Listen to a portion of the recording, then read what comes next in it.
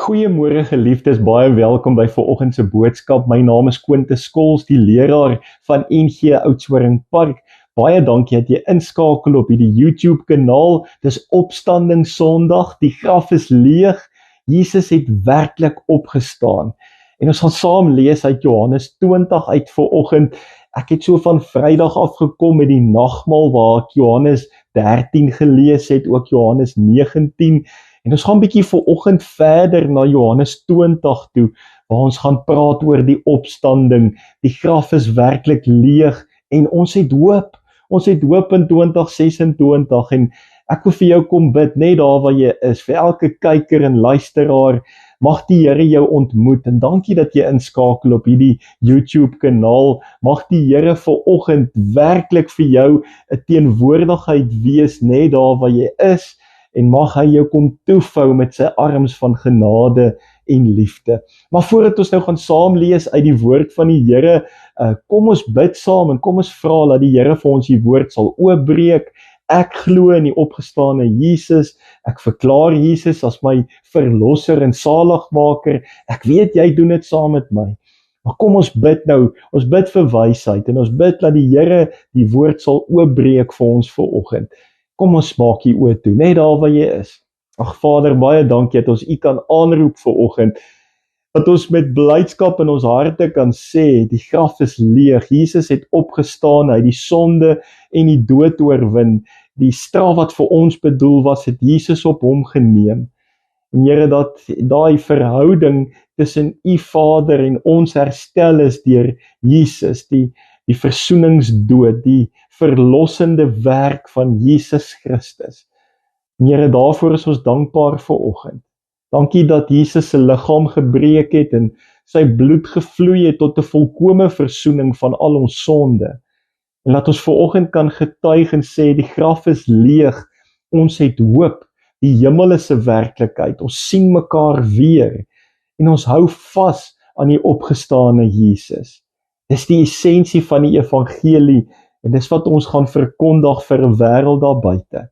Here, maar hierdie teks in Johannes 20, ek bid nou dat U dit sal oopbreek, Here, dat U die prediker en ook die naprediker sal wees, dat die geliefdes nie vaskyk in 'n dominee nie, maar dat hulle sal hoor wat is U woord vanoggend.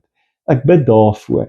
Spreek nou, Here, U kinders luister, in Jesus naam. Amen. Geliefdes, kom ons lees so saam uit die woord uit en ons lees daar in Johannes 20 en ek lees so vanaf vers 1. Die graf is inderdaad leeg. Die Sondagmôre vroeg, toe dit nog donker was, kom Maria Magdalena by die graf en sien dat die klip van die graf af weggerol is. Sy hardloop toe en gaan na Simon Petrus, na die ander disipel toe, vir wie Jesus baie lief was, en sê vir hulle het die Here uit die graf weggevat, en ons weet nie waar hulle hom nou begrawe het nie. Petrus en die ander disipel het toe uitgekom en na die graf toe gegaan. Die twee het saam begin hardloop, maar die ander disipel het vinniger as Petrus gehardloop en eerste by die graf gekom. Toe hy vooroor buig, sien hy die doeke lê, maar hy het nie ingegaan nie. Na hom het Simon Petrus ook daar aangekom en hy het in die graf ingegaan. Hy sien toe die doeke daar lê, ook die doek wat om Jesus se kop was. Die doek het nie by die ander doeke gelê nie, maar was eenkant afsonderlik opgerol. Daarna het die ander disipel, wat eerste by die graf gekom het, ook ingegaan. En hy het dit ook gesien en geglo. Hulle het nog nie die skrif verstaan dat Jesus uit die dood moet opstaan nie. Daarna het die disipels weer huis toe gegaan. Geliefdes, ek lees hierdie eerste gedeelte vereers net tot sover. Die graf is leeg en ons moet iets hoor hier. Maria Magdalena kom nog vroegdag toe dit nog donker was by die graf aan en sy sien die klip is weggerol. En dan skrik sy en sy hardloop dadelik na Petrus en Johannes toe en hulle kom kyk en hulle hardloop. Ons sien wel dat Johannes 'n bietjie vinniger as Petrus was. As hulle 'n kompetisie van atletiek gehad het, was Johannes 'n bietjie vinniger gewees en hy kom eerste daaraan, maar hy loer net so in en hy sien ook die graf is leeg, Maar Petrus kom en hy gaan sommer heeltemal in hierdie graf in en hy sien ook dat Jesus nie daar is nie. Die graf is leeg. Vriende, maar iets wat ons moet raak lees vanoggend en dis wat ek so op julle harte wil druk, wat julle moet hoor. Die graf is nie net leeg nie, dit is ordelik leeg. Die graf is nie net leeg nie, dis ordelik leeg. Lees saam met my vers 6 en 7 net weer. Na hom het Simon Petrus ook daar aangekom en hy het in die graf ingegaan. Hy sien toe die doeke daar lê, ook die doek wat om Jesus se kop was. Die doek het nie by die ander doeke gelê nie, maar was een kant afsonderlik opgerol. Luister mooi die woord, dit was ordelik, dit was netjies, dit was opgerol. As Jesus se liggaam gesteel was, soos wat baie mense daar buite 'n vals teologie verkondig, 'n vals woord verkondig, dan sou dit nie so ordelik en netjies daar gelyk het nie. Dit was nie 'n gesteelde liggaam nie.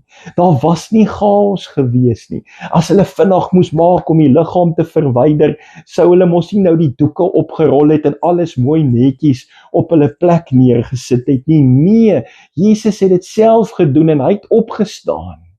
Daar was nie chaos gewees nie. Hy staan op en hy rol dit netjies op en hy sit dit neer, elke ding in sy plek. En dan sien ons, hulle kom in, hulle sien die leë graf, hulle sien nie chaos nie, hulle sien 'n ordelike opstanding van Jesus Christus. Hy het opgestaan, hulle sien dit en dan staan daar sommer wel in vers 8, en hier het Johannes ook ingegaan en hy het dit ook gesien en dan die woorde, hy het tot geloof gekom, hy het geglo, Jesus het opgestaan, maar hulle weet nou nie wat gaan nou aan nie. Hoe nou, wat nou volgende? Waar is Jesus nou nie? Maar hulle sien, hy is nie meer daar nie. Hy het opgestaan. Ja, die graf is leeg. God het ingegryp. Die dood is oorwin en God het oorwin. Die graf is inderdaad leeg. En dis wat ons vanoggend op hierdie opstanding Sondag vir mekaar kom sê. Ek kyk na N.T. Wright, die bekende teoloog wat sê, the resurrection is not an extra belief added to Christianity, it is the foundation of it. Luister mooi, the resurrection is not an extra belief added to Christianity, it is the foundation of it. Dis die fondasie wat ons glo, dis die essensie, is Paasfees. Jesus sterf aan die kruis en hy staan op, daar's lewe na die dood en ons hou vas daaraan. Die graf is leeg en daarom het ek hoop. Die hemel is 'n werklikheid. Vriende, ons gaan mekaar weer sien. Ons is in hierdie tentwoning, maar die ewige tuiste wag vir ons. 2 Korintiërs 5 wat Paulus praat van die tentwoning versus die vaste gebou. Ons sien nou en ons sê, dankie Jesus, dat u die dood oorwin het, dat u die sonde op u gevat het. Jesus, ek loof u vanoggend met alles in my binneste. Jesus het werklik opgestaan en die dood het nie die finale antwoord in die lewe nie. Dood, waar is jou oorwinning? Dood, waar is jou angel? Roep Paulus uit, want Jesus het oorwin. Die graf is inderdaad leeg. Dan wil ek hê ons moet blaai na nog 'n teks, en dit is ook in Johannes 20, maar ek wil vir ons lees daar vanaf vers 19. En dan sien ons nou in hierdie tweede gedeelte waar Jesus dan verskyn aan sy disippels en hy ruim enige ongemaklikheid uit die weg uit, enige vrees of bekommernis of gedagtes of verkeerde gedagtes wat daar kan wees. Hy wys homself, hy het fisies opgestaan uit die dood uit. Daardie Sondag aan, dis nou vers 19 van Johannes 20 en ek gaan net tot vers 22 lees. Daardie Sondag aand was die disippels bymekaar en alhoewel die deure gesluit was omdat hulle bang was vir die Jode, het Jesus gekom en tussen hulle gaan staan en vir hulle gesê, vrede vir julle. Die Hebreëse woord shalom, die Griekse woord eirene, vrede vir julle. En nadat hy dit gesê het, wys hy sy hande en sy sy vir hulle. Die disippels was baie bly toe hulle die Here sien. Vrede vir julle, sê hy vir hulle. Hy het dit weer 'n keer gesê, vrede vir julle, sê hy vir hulle. Soos die Vader my gestuur het, stuur ek julle ook. En dan sê vers 22, nadat hy dit gesê het, blaas hy oor hulle en sê, ontvang die Heilige Gees. Nadat hy dit gesê het, blaas hy oor hulle en sê, ontvang die Heilige Gees. Jesus verskyn aan sy disippels. Vriende, dis die aand van daardie eerste opstanding Sondag, en die disippels is bymekaar, hulle is 'n bietjie bang, die deure is gesluit. Hoekom is hulle bang? Want hulle is bang, die Jode dink nou maar, hier's daai mense wat saam met Jesus geloop het, hulle is bang dat hulle dalk ook nou volgende doodgemaak gaan word. Hulle het vrees, hulle het bekommernisse, hulle weet nie hoe lyk die toekoms nie, hulle weet nie wat moet hulle nou doen nie. Jesus het so lank hulle geteach, hy het so lank vir hulle geleer wat hulle moet doen, maar ewe skielik lyk hulle clueless. Ewe skielik lyk hulle nie of hulle weet hoe vorentoe nie, hulle is bang, hulle het vrees gehad, wat gebeur volgende, dalk is dit ons het nou moeilikheid manne, wat nou? En dan ewe skielik staan Jesus tussen hulle, en sy woorde aan hulle is, vrede vir julle. Die woorde shalom, die Hebreëse woord shalom, vrede vir julle. Daai vrede woord shalom, in die Grieks is dit die woord Irene. En ek het bietjie gaan kyk na die betekenis van hierdie woord Irene in Grieks en die shalom in die Hebreëus, en luister gou wat beteken dit. Dis vir my so mooi. Heelheid, dit beteken heelheid, nie net vrede nie, dit beteken heelheid, dit beteken nie net die afwesigheid van konflik nie, of net 'n stuk rustigheid nie, dis baie meer as dit, dit beteken die herstel van gebrokenheid, versoening met God, innerlike rus en sekerheid, volheid van God se teenwoordigheid. Shalom is so vol woord. Shalom vir jou vanoggend. Mag jy heelheid beleef, herstel beleef in jou lewe, 'n versoening beleef, innerlike rus en sekerheid en vrede. Mag jy net God se volheid en sy teenwoordigheid in jou lewe beleef. Dit ten spyte van, geliefdes, nou die disippels het eintlik so half bietjie weggeskram, 'n Petrus wat Jesus verloon het. Die wegvlug, ek ken hom nie, dalk daai, ek gaan so bietjie terugtree nou, want ek is nou bang, ek gaan nie nou optree nie, wat nou gemaak, Jesus het ons nou gelos. Ons voel ook dalk baie keer so eensaam en alleen, of hoe vorentoe, ons weet nie wat die dag inhou nie, ons bid en ons kry dalk nie altyd die antwoorde nie, wat nou gemaak, hoe moet ek nou maak? En dan kom Jesus en hy sê 2 keer vir hulle, vrede vir julle. Vrede vir julle, sê hy vir hulle. Weer 'n keer vrede, shalom. Mag jy 'n werklike shalom beleef vanoggend. God se volheid, sy teenwoordigheid, 'n heelheid, 'n genesing in jou lewe, 'n herstel in jou lewe, sodat jy voluit vir God kan gaan leef. Hy begroet ons ook vanoggend in 2026 en hy kom sê vir jou shalom.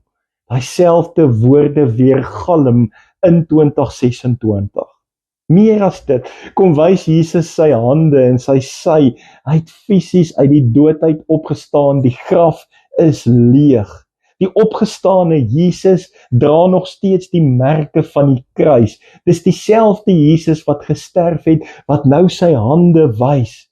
En dan weet ons, en hulle weet dit dadelik, dit is Jesus. Hy leef en hy het opgestaan.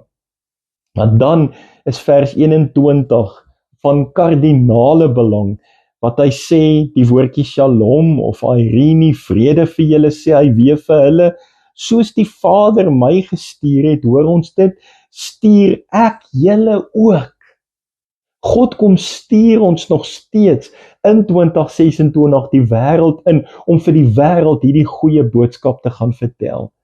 The good news gospel. Om te gaan vertel, daar's hoop in die opgestane Jesus. Hy verander lewens. Hy bring herstel, hy bring genesing waar daar seer is, waar daar gebrokenheid is, verhoudings, siekte, genesing, dis alles by God moontlik. Hoor jy dit vanoggend, geliefdes? Hy kom stuur ons om hande en voete in 'n wêreld te wees wat hoop nodig het. En dan is die mooiste gedeelte in vers 22, hy blaas op hulle en hy sê, ontvang die Heilige Gees.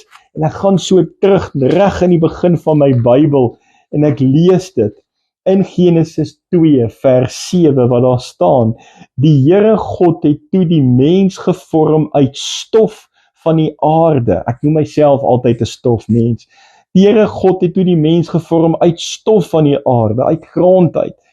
En dan staan daar, en lewensasem in sy neus geblaas, sodat die mens 'n lewende wese geword het.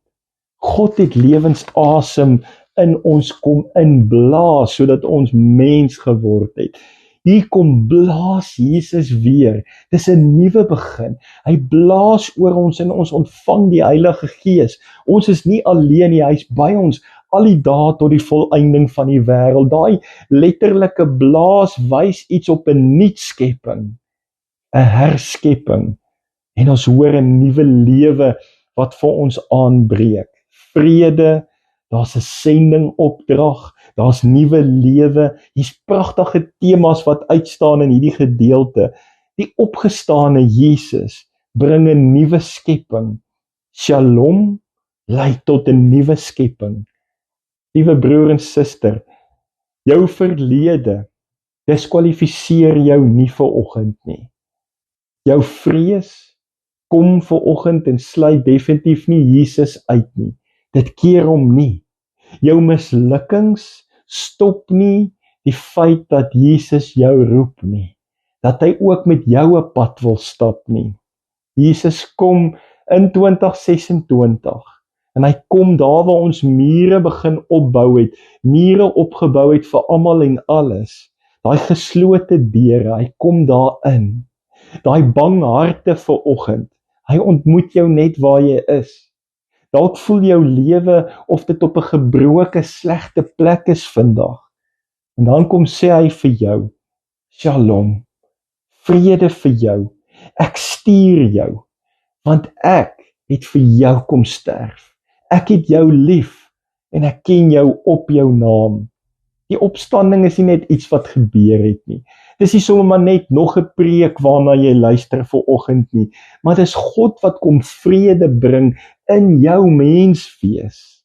Hy gee sy gees vir jou en hy stuur jou die wêreld in. Die bekende Jürgen Moltmann het hieroor geskryf en gesê, the resurrection is God's protest against death. The resurrection is God's protest against death. Daarom kan ons met hoop leef. Ons het geloof en ons kan met vrymoedigheid gaan leef. Ek en jy dra Christus saam met ons in ons binneste die wêreld in, want God is met my. Dis nie meer ek wat leef nie, maar Christus in my, deur my, sê Paulus. Die graf is leeg. Die dood is oorwin. Jesus leef en daarom het ek hoop. Hoop op die toekoms. Ek kom sê Shalom vir jou vanoggend. Luister daai woorde van Shalom, 'n heelheid, 'n werklike heelheid vanoggend, 'n herstel van gebrokenheid in jou lewe, versoening, 'n innerlike rus en sekerheid, maar ook die volheid van God se teenwoordigheid in jou lewe. Dit is genoeg. Amen. Here, dankie dat ons vanoggend net so kon saam wees. En laat ek hierdie woorde Shalom nou kom hoor. Die graf is werklik leeg en U het opgestaan. En Here, U kom na ons toe in ons situasies. Dalk is al boeties en sissies wat vanoggend bang is, wat bekommerd is, wat vrese het. Ek bid vir huwelike en verhoudings en gesinne, ek bid vir boerderye, ek bid vir besighede, ek bid vir mense se finansies, ek bid vir die wat siek is, vir die wat in hospitale is, die wat werklik met bekommernisse en vrese rondloop, die wat depressief is. Here, ek tel hulle in die skoot vanoggend. En as ons vanoggend by U kom stil staan, weet ek, Here, U kom sê shalom vir ons. Daai shalom vrede, Here, is vir my genoeg. Om dit te kan hê vanoggend. En om dan te kan weet, Here, U stuur my en U gee ook die Heilige Gees vir my. Ek is nie alleen nie. Ek loof en prys U, Here, vir die opstanding. En ek loof en prys U dat ek met hierdie absolute Godsvrede in my binneste kan leef. Maak nie saak hoe lyk ons omstandighede nie. As ek Jesus het, het ek alles. Ek loof en prys U en ek kom dankie vanoggend, Here, dat die graf leeg is en dat ons met hoop nou die toekoms kan aanpak. Mag ons hierdie boodskap gaan deel met almal daar buite. Die antwoord is Jesus. Ek prys U naam tot in ewigheid. Amen. Geliefdes, baie dankie dat julle ingeskakel het op hierdie opstanding Sondag in hierdie diens. Mag julle die Here se liefde en nabyheid beleef. Shalom vir jou. Gaan in vrede en beleef God se teenwoordigheid elke dag in jou lewe. Ek seën jou. Amen.